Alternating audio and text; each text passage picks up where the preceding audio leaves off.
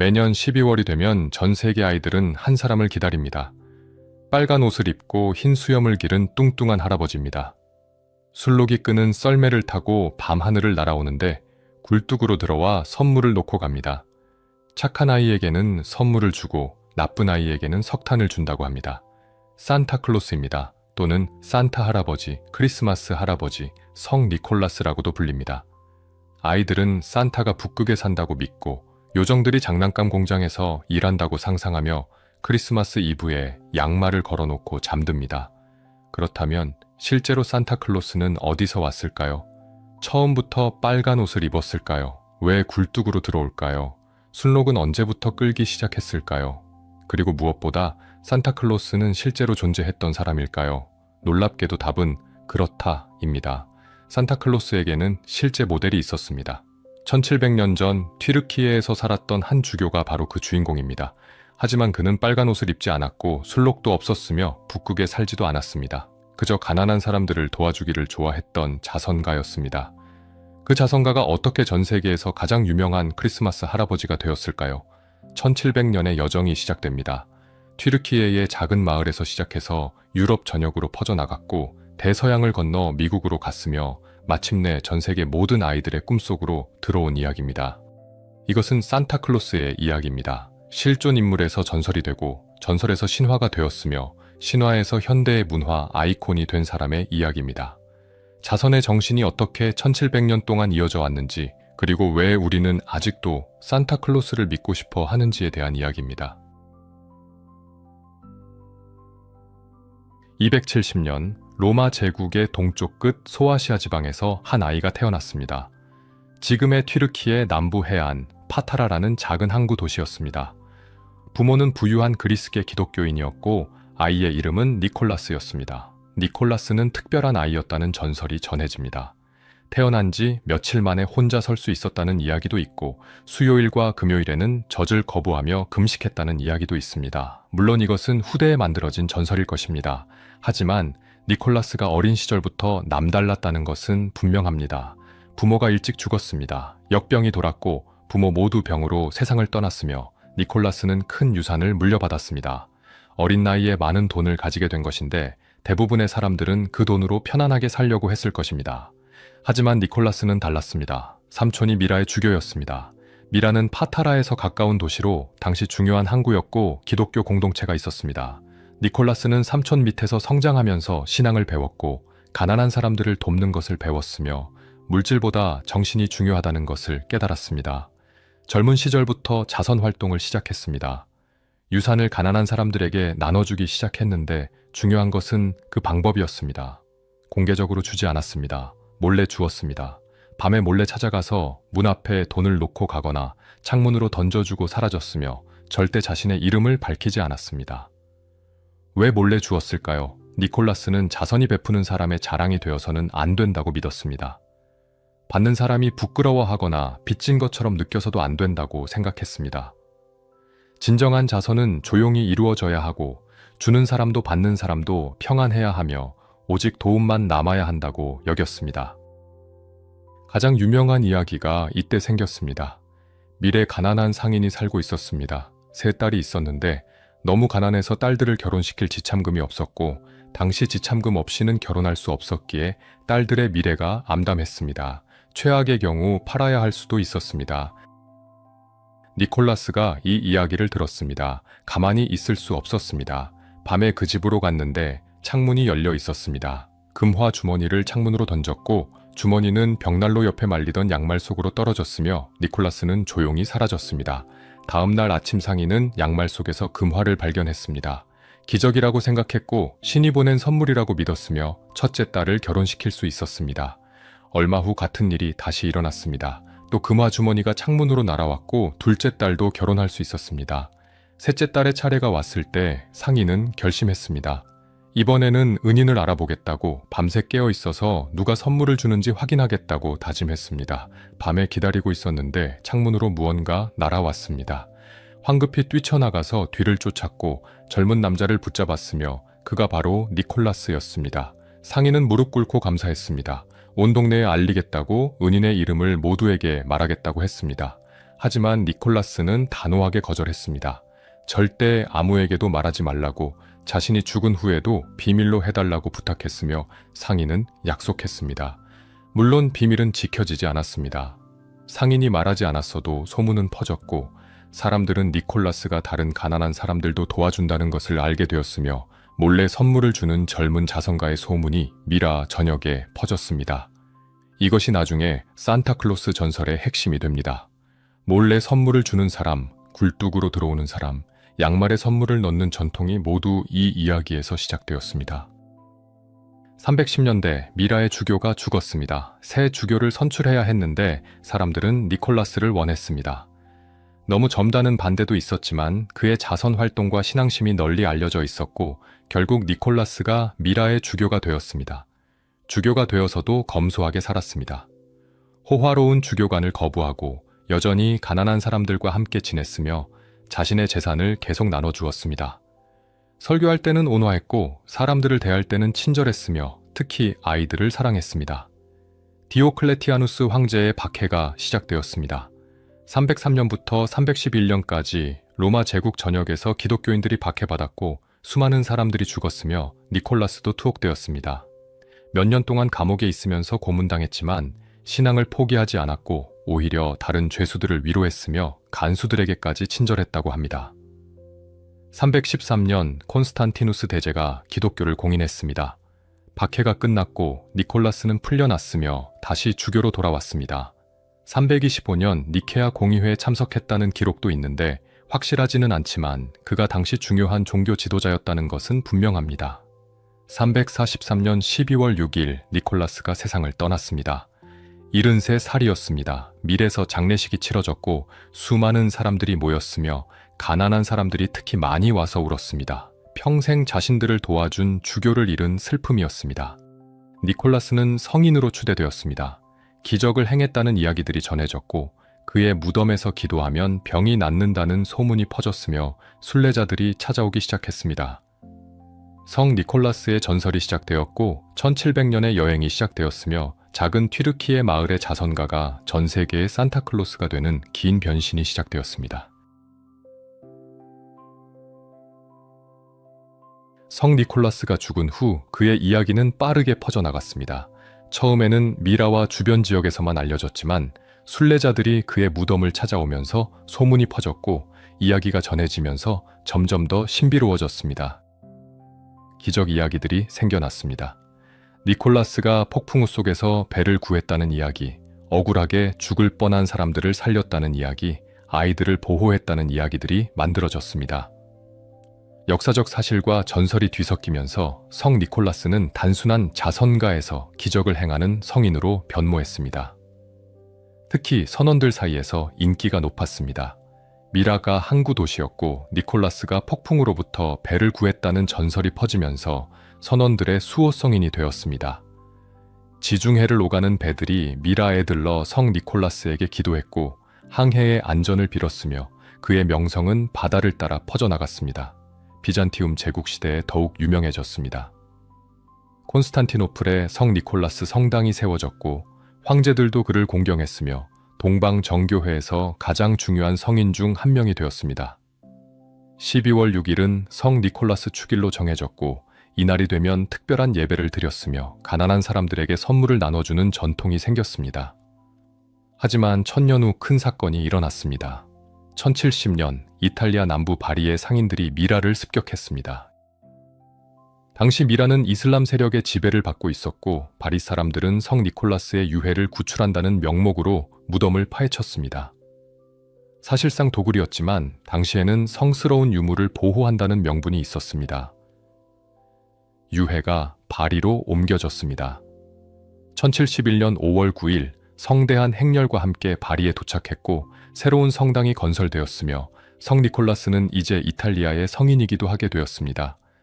바리는 순례지가 되었고 전 유럽에서 사람들이 찾아왔으며 성 니콜라스의 명성은 더욱 높아졌습니다.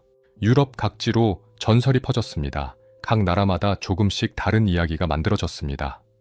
프랑스에서는 3명의 학생을 되살렸다는 이야기가 유명했고 독일에서는 굶주린 사람들에게 곡식을 나눠줬다는 이야기가 전해졌으며 네덜란드에서는 아이들에게 선물을 주는 친절한 주교로 기억되었습니다. 네덜란드에서 특히 중요한 변화가 일어났습니다. 성 니콜라스가 신터클라스로 불리기 시작했는데 이것이 나중에 산타클로스의 직접적인 전신이 됩니다. 신터클라스는 12월 5일 밤에 온다고 믿어졌고 스페인에서 배를 타고 온다고 상상되었으며 흰 말을 타고 지붕 위를 달린다고 전해졌습니다. 네덜란드 전통에서 중요한 요소들이 추가되었습니다. 신터클라스는 빨간 주교복을 입고 긴 흰 수염을 길렀으며 지팡이를 들고 있었습니다.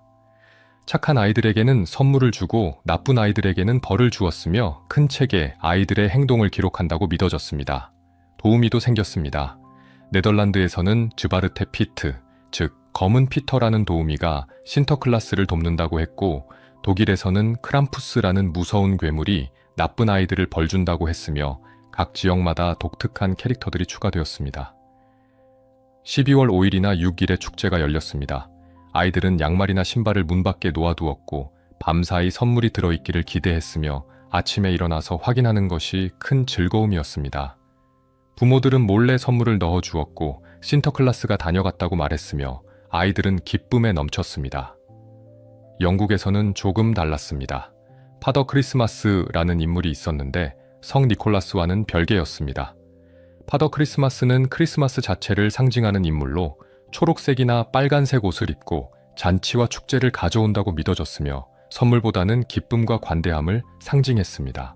중세와 르네상스 시대를 거치면서 성 니콜라스는 유럽 전역에서 가장 사랑받는 성인이 되었습니다. 수천 개의 성당이 그의 이름으로 지어졌고 수많은 예술 작품의 주제가 되었으며 민간 전승의 중요한 부분이 되었습니다. 하지만 아직 현대의 산타클로스는 아니었습니다. 여전히 종교적 인물이었고 주교의 모습을 하고 있었으며 크리스마스가 아니라 자신의 축일인 12월 6일에 온다고 믿어졌습니다. 술록도 없었고 북극도 없었으며 썰매도 없었습니다. 변화는 대서양 건너편에서 일어날 것이었습니다.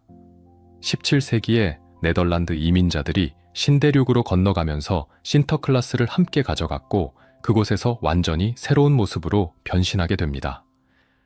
종교적 성인에서 세속적 아이콘으로 유럽의 전통에서 미국의 발명품으로 성 니콜라스는 산타클로스가 되어가고 있었습니다. 1624년 네덜란드 이민자들이 북아메리카에 정착했습니다. 지금의 뉴욕이 될 곳에 뉴 암스테르담이라는 식민지를 세웠고 고향의 전통을 가져왔으며 그 중에는 신터클라스도 있었습니다. 초기 정착민들은 12월 6일을 기념했습니다. 아이들에게 선물을 주었고 신터클라스 이야기를 들려줬으며 네덜란드 방식대로 축제를 열었습니다. 하지만 주변의 영국 식민지 사람들은 이상하게 생각했습니다. 청교도들이 많았던 영국계 이민자들은 성인 숭배를 좋아하지 않았고 과도한 축제를 경계했으며 네덜란드 전통을 받아들이지 않았습니다. 1664년 영국이 뉴암스테르담을 점령했습니다. 이름이 뉴욕으로 바뀌었고 영국 문화가 우세해졌으며 네덜란드 전통은 약해지는 듯 보였습니다. 하지만 신터클라스는 살아남았습니다. 네덜란드계 주민들이 계속 기념했고 이야기는 계속 전해졌으며 천천히 영어권 문화에 스며들기 시작했습니다. 1700년대 후반 미국 독립혁명 이후 뉴욕에서 네덜란드 전통을 되살리려는 움직임이 있었습니다. 1800년 뉴욕 역사협회가 설립되었습니다. 창립 멤버 중에는 워싱턴 어빙이라는 젊은 작가가 있었는데 그는 네덜란드 뉴욕의 역사에 관심이 많았고 신터클라스 전통을 매력적으로 여겼으며 이것을 문학작품으로 만들기로 결심했습니다. 1800년 12월 워싱턴 어빙이 풍자소설 뉴욕의 역사를 출판했습니다. 니커보커라는 가상의 네덜란드 역사가가 쓴 것처럼 꾸며진 책이었는데 여기에 성 니콜라스가 등장합니다. 하지만 종교적 성인이 아니라 친근하고 유쾌한 캐릭터로 묘사되었고 신터클라스가 영어식으로 산타클로스로 바뀌어 불렸으며 처음으로 문학작품 속 산타클로스가 탄생했습니다. 어빙의 책에서 산타클로스는 마차를 타고 하늘을 날아다니면서 선물을 떨어뜨리고 굴뚝으로 내려오며 파이프 담배를 피우는 즐거운 노인으로 그려졌습니다. 아직 완전한 현대적 이미지는 아니었지만 중요한 변화가 시작되었습니다. 종교적 인물에서 세속적 캐릭터로 엄숙한 주교에서 즐거운 할아버지로 변모하고 있었습니다. 1823년 12월 결정적인 작품이 나왔습니다. 클레멘트 클라크 무어라는 신학 교수가 아이들을 위해 시를 썼는데 제목은 성 니콜라스의 방문이었습니다. 나중에 크리스마스 전날 밤으로 더 유명해진 이 시가 산타클로스의 모습을 완전히 바꿔놓았습니다. 시는 이렇게 시작합니다. 크리스마스 전날 밤이었지. 집 안 어디서나 생쥐 한 마리조차 움직이지 않았어. 아이들이 양말을 걸어놓고 잠든 밤에 무언가 소리가 들렸고 창밖을 보니 작은 썰매와 8마리의 작은 술록이 있었으며 통통하고 발랄한 작은 노인이 몰고 있었습니다. 여기서 술록이 처음 등장합니다. 이름도 정해졌습니다. 대셔, 댄서, 프랜서, 빅슨, 코멧, 큐피드, 도너, 블리츠 8마리 술록이 썰매를 끌고 지붕 위로 날아다니는 이미지가 만들어졌습니다. 산타클로스의 모습도 상세하게 묘사되었습니다. 그는 모피로 머리부터 발끝까지 옷을 입었고 재와 그을음으로 더러워져 있었네. 장난감 한 다발을 등에 메고 있었고 짐을 풀려는 행상인 같았지. 통통한 배, 빨간 뺨, 장미 같은 코, 흰 수염이 턱에서 가슴까지 내려왔다고 묘사되었습니다. 굴뚝으로 내려오는 장면도 나옵니다. 코 옆에 손가락을 대고 고개를 끄덕이면서 다시 굴뚝으로 올라갔고 썰매로 돌아가서 휘파람을 불었으며 술록들이 날아올랐습니다. 마지막으로 외쳤습니다. 모두에게 즐거운 크리스마스를, 그리고 모두 굿나잇. 이 시가 엄청난 인기를 끌었습니다. 신문에 재출판되었고 사람들이 암송했으며 아이들이 외웠고 크리스마스 이브에 가족들이 함께 읽었습니다. 시 속의 산타클로스 이미지가 사람들의 마음에 각인되었고 이제 산타는 12월 6일이 아니라 12월 25일 새벽에 오며 말이 아니라 술록이 끄는 썰매를 타고 지붕 위를 날아다니는 존재가 되었습니다. 1820년대와 30년대를 거치면서 크리스마스 자체가 변화하고 있었습니다. 이전에는 주로 종교적 명절이었고 교회에 가서 예배를 드리는 날이었으며 조용하고 경건한 날이었습니다. 하지만 점점 가족 중심의 명절로 바뀌었고 선물을 주고받는 날이 되었으며 아이들이 중심이 되는 축제로 변모했습니다. 산타클로스는 이런 변화의 상징이 되었습니다. 종교적이지 않으면서도 크리스마스의 마법을 유지했고 상업적이면서도 따뜻함을 잃지 않았으며 현대적이면서도 전통을 계승했습니다. 미국 중산층 가정에 이상적인 크리스마스를 구현하는 인물이 되었습니다. 1830년대부터 산타클로스 상품이 나오기 시작했습니다. 1860년대 산타클로스에게 또 한 번의 변화가 찾아옵니다. 한 독일계 미국인 삽화가가 산타의 이미지를 완성시킬 것이고 그의 그림이 100년 넘게 영향을 미칠 것이며 현대 산타클로스의 결정적 모습을 만들어낼 것이었습니다.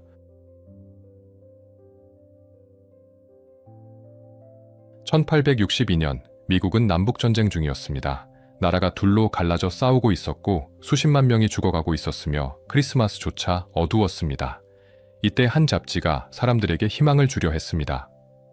하퍼스 위클리는 당시 가장 영향력 있는 주간지였습니다. 1862년 크리스마스 특집호를 준비하면서 독일 출신 삽화가 토마스 나스트에게 그림을 의뢰했습니다. 주제는 산타클로스였고 전쟁 중인 군인들을 위로하는 내용이었으며 나스트는 자신만의 산타를 그리기 시작했습니다. 첫 번째 그림이 실렸습니다. 산타클로스가 군인들에게 선물을 나눠주는 장면이었는데 작고 통통한 노인이었고 털이 달린 옷을 입었으며 친근하고 따뜻한 모습이었습니다. 사람들이 감동했고 반응이 좋았으며 나스트는 계속해서 산타 그림을 그리게 되었습니다. 이후 23년 동안 나스트는 매년 크리스마스마다 산타클로스를 그렸습니다. 해마다 조금씩 발전시켰고 디테일을 추가했으며 산타의 세계를 만들어갔습니다. 나스트의 그림을 통해 현대 산타클로스의 모습이 완성되었습니다. 나스트가 정한 것들이 많습니다. 산타가 북극에 산다는 설정을 처음 제시했고 작업장에서 요정들이 장난감을 만든다고 그렸으며 산타가 큰 책으로 아이들의 행동을 기록한다는 이미지를 만들었습니다. 착한 아이 명단과 나쁜 아이 명단이 여기서 시작되었습니다. 산타의 외모도 나스트가 확립했습니다. 키가 작고 둥근 체형이었고 긴 흰 수염이 배까지 내려왔으며 빨간 코에 장밋빛 볼이었습니다. 털이 달린 빨간 옷을 입었고 넓은 검은 벨트를 맸으며 큰 장화를 신었습니다. 모자는 끝이 늘어진 빨간 모자였고 머리에 딱 맞았으며 흰 털이 테두리를 장식했습니다. 왜 빨간색이었을까요? 몇 가지 이유가 있습니다. 성 니콜라스가 주교였고 주교복이 빨간색이었기에 그 전통을 이어받았다는 설명이 있습니다.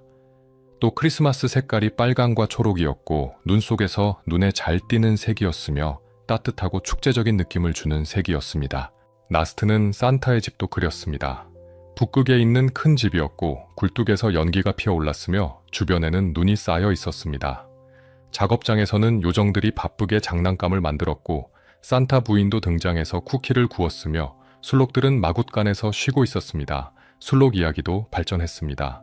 클레멘트 무어가 8마리를 정했는데 나스트의 그림을 통해 더 생생해졌습니다. 술록들은 하늘을 날 수 있었고 매우 빨랐으며 한밤에 전 세계를 돌 수 있었습니다. 나중에 1939년 루돌프가 추가되면서 9마리가 되지만 그건 훨씬 후의 일입니다. 나스트의 그림은 엄청난 영향을 미쳤습니다. 하퍼스 위클리는 미국 전역에서 읽혔고 사람들은 나스트의 산타를 자기들의 산타로 받아들였으며 이 이미지가 표준이 되었습니다. 다른 사파가들도 나스트를 따라했고 상점들도 이 모습의 산타를 사용했으며 아이들이 상상하는 산타가 나스트의 산타가 되었습니다. 1870년대와 80년대를 거치면서 산타클로스는 미국 문화의 핵심이 되었습니다. 크리스마스 시즌이 되면 어디서나 산타를 볼 수 있었고 산타 복장을 한 사람들이 거리에 나타났으며 백화점에 산타가 앉아서 아이들을 만났습니다. 1874년 메이시 백화점에서 처음으로 산타 코너를 만들었습니다. 산타 복장을 한 직원이 의자에 앉았고 아이들이 무릎에 앉아서 원하는 선물을 말할 수 있었으며 부모들은 옆에서 지켜보며 미소 지었습니다. 이것이 큰 성공을 거두면서 다른 백화점들도 따라했고 산타 만나기가 크리스마스의 중요한 행사가 되었습니다. 산타에게 편지를 보내는 전통도 생겼습니다. 아이들이 원하는 선물 목록을 써서 우체국에 보냈고 우체국은 처음에 당황했지만 곧 산타클로스 앞 편지를 모으기 시작했으며 자선단체들이 가난한 아이들의 편지를 읽고 선물을 보내주는 프로그램도 시작되었습니다. 1890년대가 되자 산타클로스는 이미 확고한 존재였습니다. 미국 아이들은 모두 산타를 믿었고 부모들은 기꺼이 산타 역할을 했으며 사회 전체가 이 마법을 유지하기 위해 협력했습니다. 종교적 배경과 무관하게 산타를 받아들였고 유대교 가정에서도 산타 이야기를 즐겼으며 산타는 종교를 넘어선 문화 아이콘이 되었습니다. 1897년 뉴욕선 신문에 유명한 사설이 실렸습니다. 8살 소녀 버지니아 오헨런이 신문사에 편지를 보냈습니다.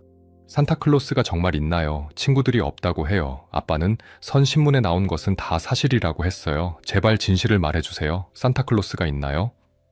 프랜시스 처치 기자가 답했습니다. 네, 버지니아, 산타클로스는 있습니다. 그리고 계속했습니다. 이 세상에서 가장 확실한 것만큼이나 확실하게 존재합니다. 사랑과 관대함과 헌신이 존재하는 것만큼 산타클로스도 존재하고 그것들이 우리 삶의 최고의 아름다움과 기쁨을 준다는 것을 당신은 알고 있습니다. 이 사설은 역사상 가장 많이 재출판된 사설이 되었습니다. 매년 크리스마스마다 다시 실렸고 여러 언어로 번역되었으며 산타클로스의 의미를 가장 잘 설명한 글로 여겨졌습니다. 산타는 단순히 선물 주는 할아버지가 아니라 믿음과 마법과 어린 시절의 순수함을 상징하는 존재라는 것을 말했습니다. 20세기가 시작되면서 산타클로스는 더욱 발전할 준비가 되어 있었습니다. 새로운 매체들이 등장하고 있었고 대중문화가 폭발적으로 성장하고 있었으며 곧 한 음료수 회사가 산타의 이미지를 영원히 바꿔놓을 광고 캠페인을 시작할 것이었습니다. 1900년대가 시작되었습니다. 산타클로스는 이미 미국에서 확고한 존재였지만 아직도 이미지가 약간씩 달랐습니다. 어떤 그림에서는 키가 작은 요정 같았고 어떤 그림에서는 키 큰 노인이었으며 옷 색깔도 빨강, 초록, 갈색 등 다양했습니다. 통일된 이미지가 필요했습니다. 1920년대 코카콜라는 고민에 빠져 있었습니다. 여름에는 잘 팔렸지만 겨울에는 판매가 떨어졌고 특히 크리스마스 시즌에 매출을 올리고 싶었으며 효과적인 마케팅 전략이 필요했습니다. 해답은 산타클로스였습니다. 1931년 코카콜라는 다시 광고 대행사에 의뢰했습니다. 산타클로스가 코카콜라를 마시는 광고를 만들어달라고 했는데 중요한 조건이 있었습니다. 아이들이 무서워하지 않을 친근한 산타여야 하고 따뜻하고 인간적이어야 하며 실제로 존재할 것 같은 느낌을 줘야 한다는 것이었습니다. 화가 헤든 선드블롬이 선택되었습니다. 스웨덴계 미국인으로 사실적이면서도 따뜻한 그림을 그리는 것으로 유명했습니다. 선드블롬은 모델을 찾았는데 처음에는 은퇴한 세일즈맨 루 프렌티스를 모델로 썼고 나중에는 자기 자신을 거울로 보면서 그렸으며 실제 사람의 표정과 몸짓을 담아냈습니다. 1931년 크리스마스 첫 번째 코카콜라 산타 광고가 나왔습니다. 빨간 옷을 입은 통통한 산타가 코카콜라를 마시면서 미소 짓는 모습이었습니다. 이전의 산타들과는 달랐습니다. 더 크고 더 인간적이며 더 실감났습니다. 눈동자가 반짝였고 피부가 생생했으며 진짜 할아버지 같았습니다. 선드블롬은 33년 동안 코카콜라 산타를 그렸습니다. 매년 새로운 장면을 만들었는데 산타가 쿠키를 먹는 장면, 편지를 읽는 장면, 장난감을 준비하는 장면, 아이들과 노는 장면을 그렸습니다. 각 그림마다 디테일이 살아있었고 산타의 성격이 드러났으며 사람들은 이 산타를 사랑하게 되었습니다. 많은 사람들이 코카콜라가 산타의 옷을 빨간색으로 만들었다고 믿습니다. 하지만 사실이 아닙니다. 토마스 나스트가 이미 70년 전에 빨간 옷을 그렸고 그 전에도 성 니콜라스의 주교복이 빨간색이었습니다. 하지만 코카콜라가 한 일은 이 이미지를 완벽하게 만들고 전 세계에 퍼뜨린 것입니다. 코카콜라 광고는 엄청난 성공을 거두었습니다. 잡지에 실렸고 빌보드에 걸렸으며 상점의 포스터로 붙었습니다. 미국 전역에서 볼 수 있었고 나중에는 전 세계로 퍼져나갔으며 선드블롬의 산타가 표준이 되었습니다. 다른 회사들도 비슷한 산타를 사용했고 영화와 책도 이 모습을 따랐으며 코카콜라 산타가 곧 산타클로스 자체가 되었습니다. 1930년대와 40년대는 산타클로스의 황금기였습니다. 대공황과 제2차 세계대전이라는 어두운 시기였지만 산타클로스는 희망의 상징이었습니다. 아이들에게 꿈을 주었고 어른들에게 위안을 주었으며 어려운 시기에도 마법은 존재한다는 것을 상기시켰습니다.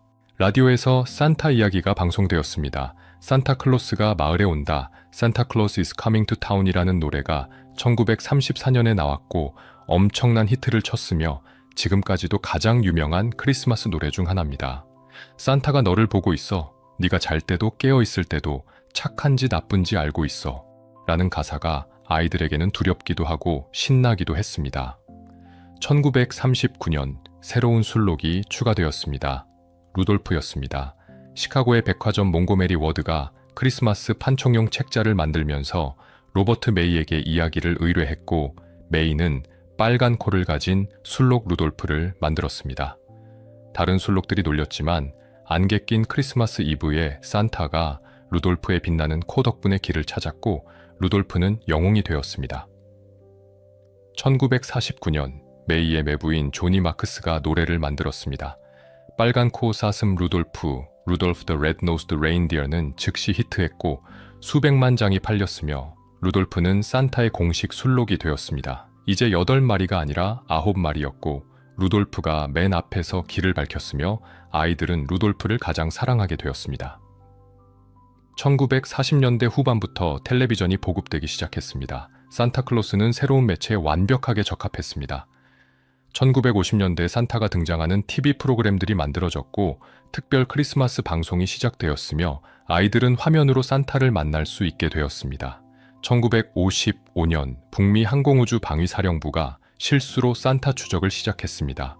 시어스 백화점 광고에 산타에게 전화하라는 번호가 잘못 인쇄되어 북미 항공우주 방위사령부에 비상 전화번호가 실렸고 크리스마스 이브에 아이들이 전화를 걸기 시작했습니다. 지휘관 해리 슈프 대령은 부하들에게 산타의 위치를 알려주라고 지시했고 이것이 전통이 되었습니다. 지금도 매년 북미 항공우주 방위사령부는 크리스마스 이브에 산타 추적 프로그램을 운영합니다. 웹사이트를 통해 실시간으로 산타의 위치를 알려주고 전화로 문의할 수 있으며 수백만 명의 아이들과 부모들이 참여합니다. 레이더로 산타의 썰매를 추적한다는 설정인데 루돌프의 빨간 코가 적외선 신호를 낸다고 설명하며 과학과 마법을 재미있게 섞었습니다. 1960년대와 70년대를 거치면서 산타클로스는 더욱 상업화되었습니다. 비판도 있었습니다.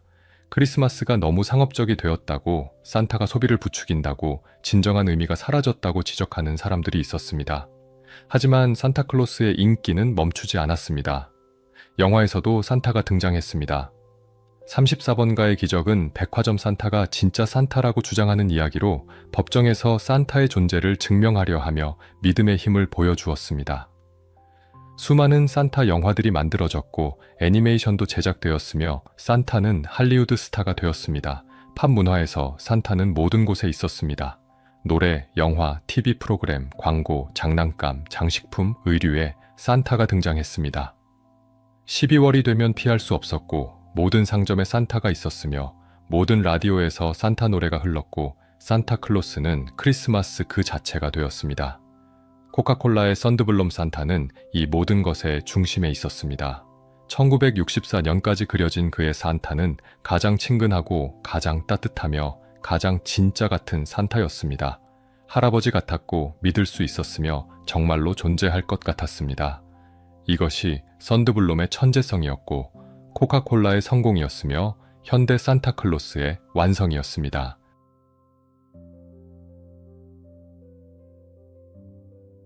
산타클로스가 어디에 사는지는 오랫동안 불분명했습니다. 토마스 나스트가 북극이라고 제안했지만 구체적인 장소는 정해지지 않았습니다. 20세기 중반 여러 나라가 산타의 공식 거주지를 놓고 경쟁하기 시작했습니다. 핀란드가 가장 성공적이었습니다. 1950년대 핀란드 라디오 방송국이 산타클로스가 라플란드의 코르바툰투리 산에 산다고 방송했습니다. 귀 모양의 산이었고 산타가 전 세계 아이들의 소리를 듣기 좋은 곳이라고 설명했으며 핀란드 사람들이 이 이야기를 받아들였습니다. 1957년 핀란드 정부는 공식적으로 산타 마을을 만들기로 결정했습니다. 로바니엠이라는 도시 근처 북극권 선상에 산타클로스 빌리지를 건설했습니다. 처음에는 작은 오두막이었지만 점점 커져서 지금은 거대한 테마파크가 되었습니다. 로바니에미의 산타 마을에는 산타의 공식 사무실이 있습니다. 1년 내내 개방되어 있고 관광객들이 산타를 만날 수 있으며 사진을 찍을 수 있습니다. 산타 우체국도 있는데 전 세계에서 보낸 편지가 여기로 도착하고 직원들이 답장을 써주며 특별한 북극 소인을 찍어줍니다. 매년 수십만 통의 편지가 옵니다. 아이들이 원하는 선물을 적어보내고 자기가 착했다고 설명하며 가족 이야기를 들려줍니다. 핀란드 우체국은 이 편지들을 진지하게 받아들이고 가능한 한 많이 답장하려 노력하며 산타의 이름으로 회신합니다. 가난한 나라의 아이들이 보낸 간절한 편지들도 있고 어른들이 농담으로 보낸 편지들도 있으며 모두 소중하게 다뤄집니다. 그린란드도 경쟁에 뛰어들었습니다. 1997년 그린란드 정부는 우마나크라는 마을 근처에 산타의 집이 있다고 선언했습니다. 북극에 더 가깝다는 것이 장점이었고 실제로 얼음과 눈으로 덮인 곳이었으며 북극곰도 살고 있어서 더 진짜 같았습니다. 미국 알래스카도 주장했습니다. 노스폴이라는 이름의 마을이 실제로 존재했고 여기가 산타의 집이라고 말했으며 관광 산업을 발전시키려 했습니다. 캐나다도 산타가 캐나다 북극 지역에 산다고 했고 심지어 산타에게 우편번호를 부여했습니다. H형 H형 H형이라는 우편번호인데 호호호를 상징하는 재밌는 번호였습니다. 러시아에는 산타클로스와 비슷한 제드 모로즈가 있습니다. 빨간 옷이 아니라 파란 옷을 입었고 손녀 세우네구로치카가 함께 다녔으며 새해에 선물을 가져왔습니다. 소련 시대에는 종교적 크리스마스를 금지했지만 제드 모로즈는 세속적 인물로 살아남았고 지금도 러시아 아이들이 사랑하는 캐릭터입니다. 각 나라가 자기만의 산타 전통을 발전시켰습니다. 이탈리아에는 베파나라는 할머니가 있는데 1월 6일에 빗자루를 타고 와서 양말에 선물을 넣어줍니다.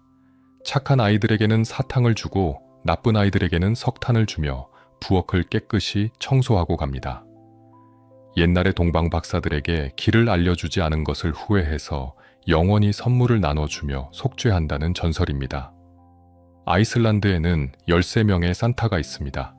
율라드라고 불리는데 산속 동굴에 사는 괴물 부부의 아들들입니다. 12월 12일부터 하루에 한 명씩 내려와서 장난을 치고 선물도 주며 크리스마스 후에 다시 한 명씩 돌아갑니다. 각각 이름이 있는데 문쾅쾅이, 숟가락 할기, 냄비 긁기 같은 우스꽝스러운 이름들입니다. 일본에서는 크리스마스가 기독교 명절이 아니라 연인들의 날이 되었습니다. 젊은 커플들이 데이트하고 케이크를 먹으며 KFC 치킨을 먹는 전통이 있습니다. 1970년대 KFC의 마케팅 캠페인이 성공하면서 크리스마스에 프라이드 치킨을 먹는 것이 일본의 전통이 되었고 지금도 12월 25일에는 KFC에 긴 줄이 생깁니다. 한국에서도 산타클로스를 산타 할아버지로 부르며 친숙하게 받아들였습니다. 크리스마스가 공휴일이고 거리에 장식이 가득하며 백화점마다 산타가 앉아 있습니다. 기독교 인구가 많지 않아도 크리스마스는 모두가 즐기는 명절이 되었고 산타 할아버지는 문화의 일부가 되었습니다. 중국에서는 크리스마스를 성탄절이라고 부르지만 주로 상업적 행사로 받아들여집니다. 큰 도시의 쇼핑몰에 산타 장식이 등장하고 젊은이들이 파티를 즐기며 선물을 주고받지만 전통적인 명절은 아닙니다. 산타클로스는 서양 문화의 상징으로 여겨지고 현대성과 소비 문화를 대표합니다. 라틴 아메리카에서는 산타클로스와 함께 아기 예수나 동방박사가 선물을 가져온다는 전통이 섞여 있습니다. 멕시코에서는 1월 6일에 동방박사가 선물을 주고 아르헨티나에서는 산타가 한여름에 두꺼운 옷을 입고 와야 해서 더위에 시달린다는 농담을 하며 각 나라가 자기만의 방식으로 전통을 만들어 갑니다. 아프리카에서도 산타클로스가 알려져 있습니다. 주로 식민지 시대의 유산이지만 이제는 독립적으로 발전했고 아프리카식 산타가 등장하기도 합니다. 남아프리카 공화국에서는 12월이 한여름이라 산타가 해변에서 서핑을 타는 그림이 그려지고 반바지를 입은 산타가 등장하며 더운 날씨에 맞게 변형됩니다. 호주와 뉴질랜드도 마찬가지입니다. 크리스마스가 한여름이기 때문에 해변에서 보내고 바비큐를 하며 산타가 수영복을 입은 모습으로 그려지기도 합니다. 전통적인 눈 내리는 크리스마스와는 완전히 다르지만 산타클로스의 정신은 같습니다. 선물을 주고 기쁨을 나누며 가족과 함께 시간을 보내는 것입니다. 인터넷 시대가 되면서 산타의 글로벌화는 더욱 가속화되었습니다. 산타 추적 웹사이트가 생겼고 산타에게 이메일을 보낼 수 있게 되었으며 화상통화로 산타를 만날 수도 있게 되었습니다. 2000년대부터 구글, 마이크로소프트, 아마존 같은 회사들이 산타 관련 서비스를 제공했고 앱으로 산타의 위치를 확인할 수 있으며 증강현실로 집에 산타를 불러올 수도 있습니다. 산타클로스는 이제 진정한 글로벌 아이콘이 되었습니다. 종교와 문화를 넘어서고 언어와 국경을 초월하며 전 세계 아이들이 아는 인물이 되었습니다. 각 나라가 자기만의 방식으로 산타를 받아들였고 로컬 전통과 섞었으며 새로운 이야기를 만들어냈습니다. 하지만 핵심은 변하지 않았습니다. 산타클로스는 선물을 주는 사람이고 아이들을 사랑하는 할아버지이며 크리스마스의 마법을 상징하는 존재입니다. 1700년 전 튀르키예의 자성아에서 시작해서 지금은 지구촌 모든 곳에서 사랑받는 인물이 되었고 산타의 여행은 계속되고 있습니다. 20세기 후반부터 산타클로스에 대한 비판이 커졌습니다. 너무 상업적이라는 것이었습니다. 크리스마스가 소비의 명절이 되었고 산타가 자본주의의 상징이 되었으며 진정한 의미가 사라졌다는 우려였습니다. 비판은 일리가 있었습니다. 백화점들은 산타를 이용해서 물건을 팔았고 광고에 산타가 넘쳐났으며 아이들은 끝없는 선물 목록을 만들었습니다. 부모들은 경제적 압박을 느꼈고 비싼 장난감을 사야 한다는 부담이 있었으며 소비 경쟁이 과열되었습니다. 1947년 뉴욕의 한 교회가 산타 인형을 십자가에 못 박는 퍼포먼스를 했습니다. 크리스마스의 상업화에 항의하는 것이었고 산타가 예수를 대체했다는 메시지였으며 큰 논쟁을 일으켰습니다. 어떤 사람들은 지나치다고 비판했지만 어떤 사람들은 공감했고 크리스마스의 의미에 대한 논의가 시작되었습니다. 1960년대 반문화 운동이 일어나면서 산타클로스도 공격받았습니다. 젊은이들은 소비사회를 거부했고 물질주의를 비판했으며 산타가 아이들에게 탐욕을 가르친다고 주장했습니다. 산타를 죽여라는 구호도 나왔고 대안적인 크리스마스를 제안하는 운동도 생겼습니다. 심리학자들도 우려를 표명했습니다. 아이들에게 거짓말을 가르치는 것이 옳은가? 나중에 진실을 알았을 때 부모를 신뢰하지 못하게 되는 것은 아닌가? 가난한 집 아이들은 왜 선물을 적게 받는지 이해하지 못하고 자신이 나쁜 아이라고 생각하는 것은 아닌가? 이런 질문들이 제기되었습니다. 하지만 반론도 강했습니다. 산타클로스는 단순한 거짓말이 아니라 상상력의 놀이라는 것입니다. 아이들은 환상과 현실을 구분하는 법을 배우고 마법을 믿다가 진실을 깨닫는 과정 자체가 성장이며 순수함을 잃는 것이 아니라 더 성숙해지는 것이라는 주장이었습니다. 많은 연구가 이루어졌습니다. 대부분의 아이들은 산타가 진짜가 아니라는 것을 알아도 부모를 원망하지 않았고 오히려 부모가 자신을 위해 노력했다는 것을 이해했으며 좋은 추억으로 남았습니다. 산타를 믿었던 경험이 상상력 발달에 도움이 되었고 마법적 사고가 창의성을 키웠으며 부정적 영향은 거의 없었습니다. 경제학자들은 다른 시각을 제시했습니다. 산타클로스 경제는 엄청난 규모라는 것입니다. 미국에서만 매년 수천억 달러가 크리스마스 쇼핑에 쓰이고 수백만 개의 일자리가 연말 시즌에 의존하며 많은 소매업체들이 연말 매출로 생존합니다. 산타가 없다면 경제에 큰 타격이 올 것이라는 분석도 있었습니다. 자선단체들은 산타를 적극 활용했습니다. 구세군이 빨간 솥을 들고 거리에 서는 전통이 1891년에 시작되었고 크리스마스 시즌에 가장 많은 기부금이 모이며 산타의 이미지가 사람들의 관대함을 이끌어낸다는 것을 발견했습니다. 산타클로스는 소비만 부추기는 것이 아니라 나눔도 장려했습니다. 시크릿 산타 전통이 퍼졌습니다. 직장이나 학교에서 무작위로 상대를 정해서 익명으로 선물을 주는 게임인데 비싼 선물이 아니라 작은 정성이 중요하고 누가 줬는지 맞히는 재미도 있으며 공동체의 유대감을 강화했습니다. 이것이 진정한 산타의 정신이라는 평가를 받았습니다. 환경운동가들도 목소리를 냈습니다. 과도한 소비가 환경을 파괴하고 플라스틱 장난감이 쓰레기가 되며 포장재가 낭비되고 지속 가능하지 않다는 지적이었습니다. 그린 크리스마스 운동이 시작되었고 친환경 선물을 주자는 캠페인이 생겼으며 산타도 환경을 생각해야 한다는 이야기가 나왔습니다. 일부 극단적인 종교 집단은 산타클로스를 완전히 거부했습니다. 이교도 전통이라고 비난했고 아이들의 관심을 예수에게서 산타로 돌린다고 주장했으며 크리스마스에 산타를 언급하지 말아야 한다고 말했습니다. 하지만 대부분의 기독교인들은 산타와 종교적 의미를 조화시킬 수 있다고 보았고 둘이 모순되지 않는다고 믿었습니다. 21세기가 되면서 새로운 논쟁이 생겼습니다. 다문화 사회에서 산타클로스를 강요하는 것이 적절한가? 크리스마스를 축하하지 않는 사람들도 있는데 학교나 공공장소에서 산타를 내세우는 것이 배타적이지 않은가? 메리 크리스마스 대신 해피 홀리데이라고 말해야 하는가? 이런 논쟁이 특히 미국에서 뜨거웠습니다. 대부분의 나라에서는 타협점을 찾았습니다. 산타클로스는 종교적 인물이 아니라 문화적 인물로 받아들여지고 크리스마스를 축하하지 않는 사람들도 산타는 즐길 수 있으며 보편적인 기쁨과 나눔의 상징으로 여겨집니다.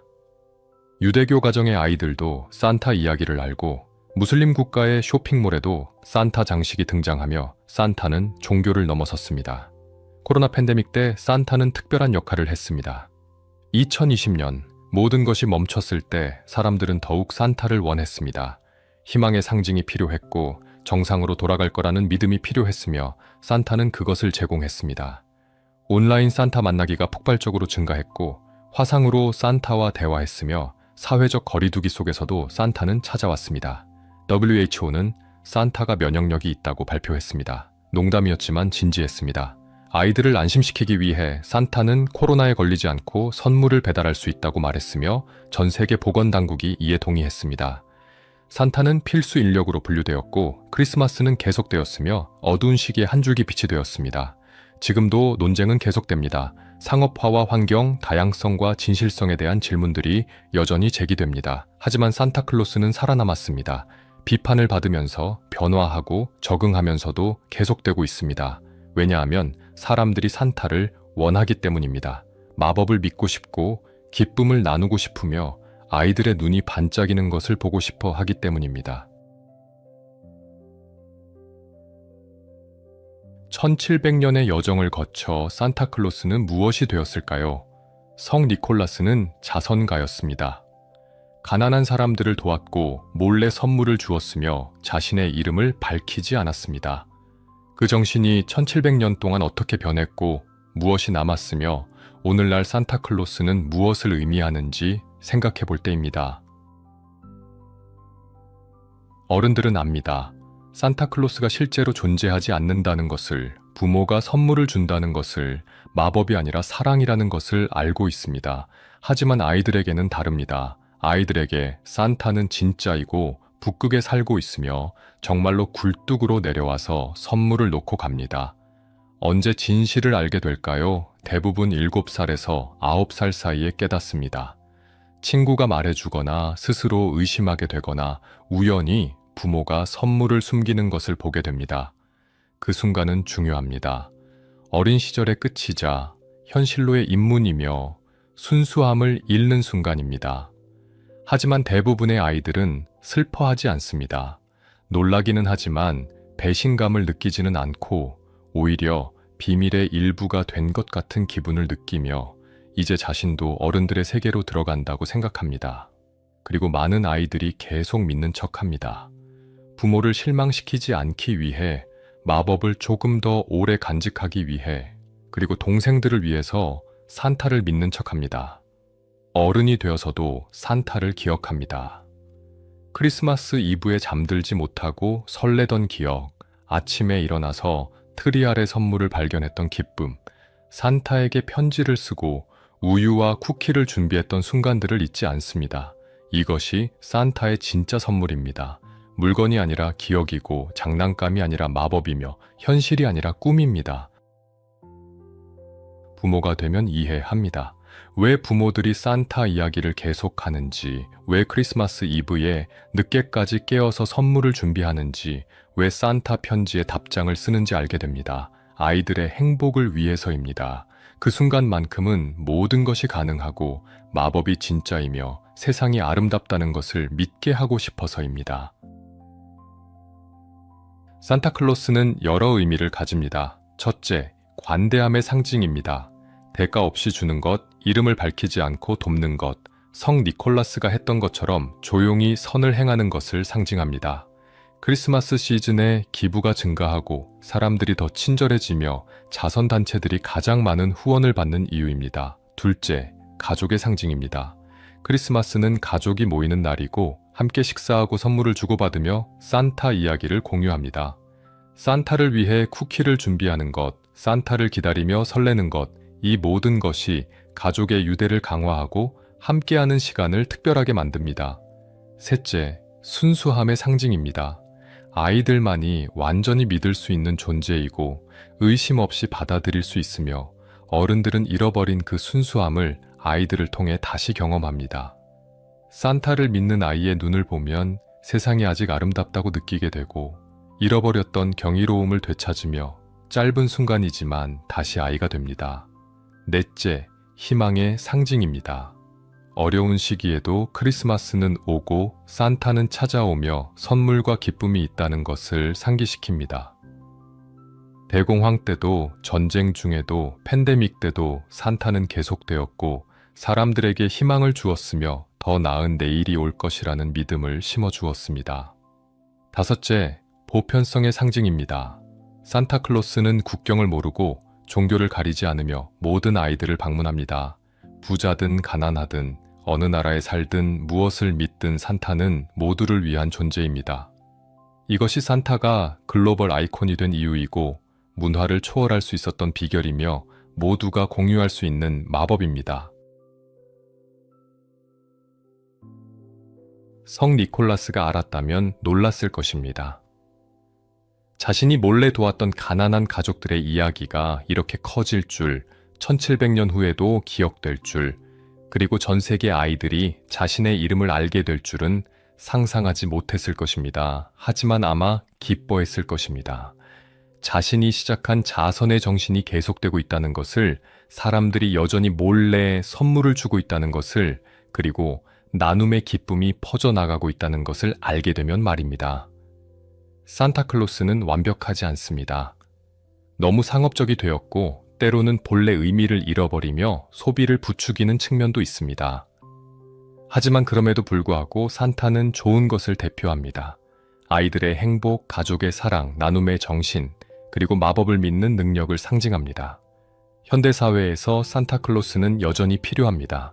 세상이 복잡해지고 뉴스가 어둡고 미래가 불확실할 때 산타는 단순함을 제공합니다. 착한 아이는 보상받고 나쁜 아이는 교훈을 얻으며 마법이 존재하고 기적이 일어나며 모든 것이 결국 괜찮아질 것이라는 메시지를 전합니다. 심리학자들은 이것을 마법적 사고라고 부릅니다. 현실의 제약을 벗어나 상상하는 능력인데 창의성의 기초이고 희망의 원천이며 인간을 인간답게 만드는 특성입니다. 산타를 믿는 것은 단순한 속임수가 아니라 상상력을 키우는 훈련이고 불가능을 가능하다고 생각하는 연습이며 꿈꾸는 법을 배우는 과정입니다. 어른들도 산타가 필요합니다. 실제로 존재한다고 믿지는 않지만 산타가 상징하는 것을 믿습니다. 선한 사람이 보상받는다는 것, 나눔이 기쁨을 가져온다는 것, 마법이 아직 죽지 않았다는 것을 믿고 싶어 합니다. 산타 복장을 입고 자선 행사에 참여하는 어른들, 아이들에게 산타 편지를 답장해주는 봉사자들, 크리스마스 이브에 선물을 준비하는 부모들은 모두 산타의 정신을 이어가고 있습니다. 산타클로스는 죽지 않을 것입니다. 형태는 변할 수 있습니다. 기술이 발전하면 디지털 산타가 나타날 수도 있고 홀로그램 산타가 집을 방문할 수도 있으며 AI 산타가 개인화된 선물을 추천할 수도 있습니다. 하지만 핵심은 남을 것입니다. 누군가 당신을 생각하고 있다는 것, 선물이 오고 있다는 것, 그리고 마법이 실제로 존재한다는 믿음은 계속될 것입니다. 1700년 전 튀르키예의 한 주교가 시작한 작은 행동이 이렇게 커졌습니다. 몰래 금화를 던져준 것이 전 세계적인 전통이 되었고, 세 딸을 도운 것이 수십억 명의 아이들에게 기쁨을 주는 것으로 확장되었으며 한 사람의 자선이 인류 전체의 문화가 되었습니다. 이것이 산타클로스의 진짜 기적입니다. 썰매를 타고 하늘을 나는 것도, 한밤에 전 세계를 도는 것도, 모든 아이의 이름을 아는 것도 아닙니다. 진짜 기적은 1700년 동안 나눔의 정신이 살아남았다는 것, 여전히 사람들이 몰래 선물을 주고 있다는 것, 그리고 우리 모두가 조금씩 산타가 되려 노력한다는 것입니다. 270년 튀르키예의 작은 항구 도시에서 니콜라스가 태어났습니다. 343년 73살의 나이로 세상을 떠났습니다. 평생 가난한 사람들을 도왔고 몰래 선물을 주었으며 자신의 이름을 밝히지 않았습니다. 평범한 자선가였고 작은 도시의 주교였으며 조용히 살다 조용히 떠났습니다. 하지만 그의 이야기는 끝나지 않았습니다. 오히려 시작이었습니다. 1700년의 여행이 시작되었고 지중해에서 유럽으로, 유럽에서 미국으로, 미국에서 전 세계로 퍼져나갔습니다. 성인에서 전설이 되었고 전설에서 신화가 되었으며 신화에서 문화 아이콘이 되었습니다. 주교복이 산타 의상이 되었고 말이 순록이 되었으며 12월 6일이 12월 25일이 되었습니다. 미라가 북극이 되었고 금화가 장난감이 되었으며 세 딸이 전 세계 아이들이 되었습니다. 하지만 핵심은 변하지 않았습니다. 몰래 주는 것, 대가 없이 돕는 것, 기쁨을 나누는 것은 그대로 남았습니다. 산타클로스는 누구일까요? 토마스 나스트가 그린 통통한 할아버지일까요? 코카콜라가 만든 빨간 옷의 아이콘일까요? 아니면 성 니콜라스라는 실존 인물일까요? 답은 모두입니다. 산타는 역사이자 전설이고 사실이자 허구이며 한 사람이자 모든 사람입니다. 산타클로스는 우리 안에 있습니다. 몰래 선물을 준비하는 부모 안에, 자선단체에 기부하는 사람 안에, 아이들에게 편지를 답장해주는 봉사자 안에, 그리고 크리스마스 정신을 실천하는 모든 사람 안에 산타가 살고 있습니다. 산타 복장을 입지 않아도, 북극에 살지 않아도, 순록을 몰지 않아도 우리는 산타가 될 수 있습니다. 아이들은 계속 물을 것입니다. 산타클로스가 정말 있나요? 100년 전 버지니아 오헨런이 물었던 것처럼 앞으로도 수많은 아이들이 같은 질문을 할 것입니다. 그리고 답은 여전히 같습니다. 네, 산타클로스는 있습니다. 산타는 북극에 있지 않습니다. 우리 마음속에 있습니다. 굴뚝으로 내려오지 않습니다. 우리가 만드는 것입니다. 마법이 아닙니다. 사랑입니다. 하지만 그것이 덜 진짜인 것은 아닙니다. 오히려 더 진짜입니다. 왜냐하면 우리가 선택하는 것이고 우리가 만드는 것이며 우리가 계속 이어가는 것이기 때문입니다. 1700년이 지났습니다. 성 니콜라스는 자신의 작은 행동이 이렇게 커질 줄 몰랐을 것입니다. 세 딸을 도운 것이 수십억 명의 아이들에게 기쁨을 주게 될 줄, 몰래 던진 금화가 전 세계적인 전통이 될 줄, 그리고 자신의 이름이 가장 사랑받는 인물이 될 줄은 상상하지 못했을 것입니다. 하지만 어쩌면 그것이 중요한 것은 아닙니다. 성 니콜라스는 유명해지려고 선물을 준 것이 아니었습니다. 그저 도움이 필요한 사람을 보았고 도울 수 있었으며 조용히 두었습니다. 그 정신이 1700년 동안 이어졌고 지금도 계속되고 있으며 앞으로도 계속될 것입니다. 올해도 크리스마스가 옵니다. 거리에 장식이 걸리고 캐럴이 울려 퍼지며 아이들이 산타를 기다립니다. 부모들은 선물을 준비하고 봉사자들은 편지에 답하며 자선단체들은 도움이 필요한 사람들을 찾습니다. 산타클로스는 살아 있습니다. 1700년 전 작은 금화에서 시작된 이야기가 계속됩니다. 한 사람의 자선이 전 세계의 전통이 되었고 몰래 던진 선물이 문화가 되었으며 조용한 주교가 시끄러운 아이콘이 되었습니다. 하지만 소음 속에서도 여전히 들립니다. 성 니콜라스의 속삭임이 조용히 도우세요, 이름을 밝히지 마세요, 그저 나누세요 라는 메시지가 1700년을 건너 우리에게 전해집니다. 이것이 산타클로스의 이야기입니다. 끝나지 않은 이야기이고 계속되는 이야기이며 우리 모두가 쓰고 있는 이야기입니다. 매년 크리스마스마다 한 페이지씩 추가되고 매번 선물을 줄 때마다 한 줄씩 써지며 누군가를 도울 때마다 이야기는 계속됩니다. 메리 크리스마스, 그리고 모두에게 기쁨이 가득하기를, 산타클로스가 여러분을 방문하기를, 아니 여러분이 누군가의 산타가 되기를 바랍니다. 긴 영상 끝까지 들어주셔서 감사합니다. 산타클로스의 1700년 여정을 함께 따라오시느라 수고하셨습니다. 이 이야기가 크리스마스 시즌을 더 의미 있게 만들었다면 구독과 좋아요로 응원해주세요. 여러분의 관심이 더 좋은 영상 이야기를 만드는 힘이 됩니다. 모두 따뜻한 크리스마스 보내시고 새해 복 많이 받으세요. 다음 영상으로 돌아오겠습니다.